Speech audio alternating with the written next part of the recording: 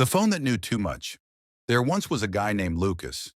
He lived alone in a quiet town where the streets were empty at night and the wind whispered secrets through the cracks of old buildings. He thought his life was ordinary. Work, eat, sleep, repeat. The same gray walls, the same quiet nights. Nothing ever surprised him. Until the night everything changed. It was raining heavily. Lucas was scrolling through his phone, half listening to the rain tapping against the window. Then out of nowhere, a notification appeared. It wasn't from any app he recognized. It simply said, "I see you." Lucas laughed. "Must be a glitch," he muttered, but the next message froze him in place. "You will look behind you in 10 seconds."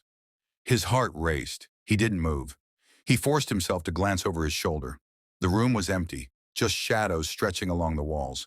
He shook his head, deleted the message, turned off the phone, but that was only the beginning. The next morning, another message appeared. It described in detail what he had done while brushing his teeth. Even the little things, like how he moved his hand or the way he sighed. He didn't respond. He couldn't explain it. By the evening, the messages grew more insistent. "Go outside, walk to the streetlight at the corner.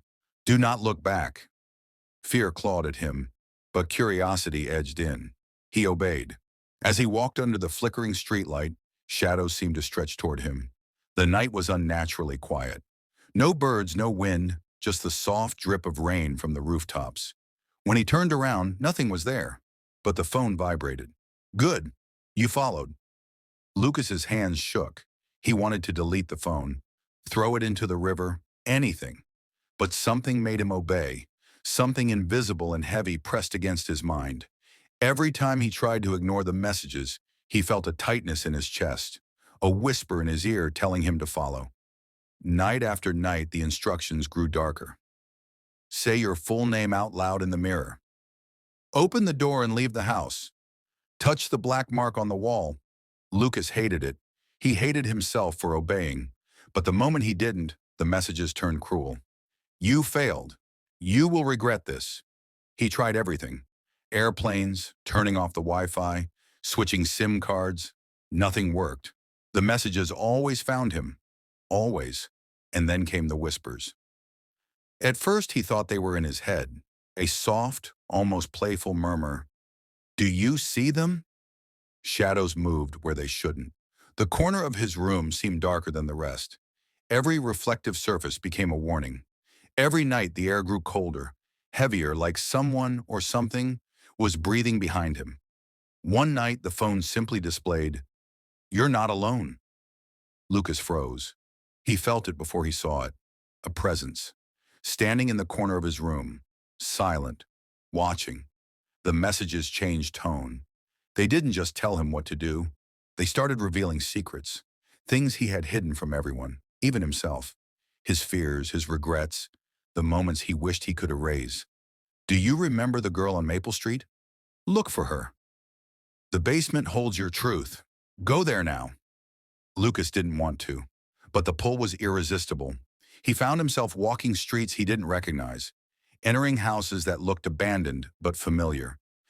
Every step, every shadow, every message drove him further into a maze he couldn't escape. Sleep became impossible. Food tasted like ash. The world outside seemed distant, unreal, as if he was living in a half-remembered dream. The final night approached. The phone's screen glowed in the dark room. No new messages, just one sentence pulsing as if alive. It's time. Lucas's heart pounded like a drum. He didn't know what awaited him. Fear, yes, but also a strange anticipation. He followed the instructions, step by step, door by door, street by street. At the abandoned house on the hill, everything became clear. The shadows coalesced into shapes he had only glimpsed in the corners of his eyes. Figures with empty faces, hands reaching, whispers rising to a crescendo. The phone vibrated one last time. A message typed itself across the screen. You cannot leave. You are part of us now. Lucas screamed, but no sound came. The figures closed in, and the phone lay silently in the rain outside, waiting for the next person to pick it up.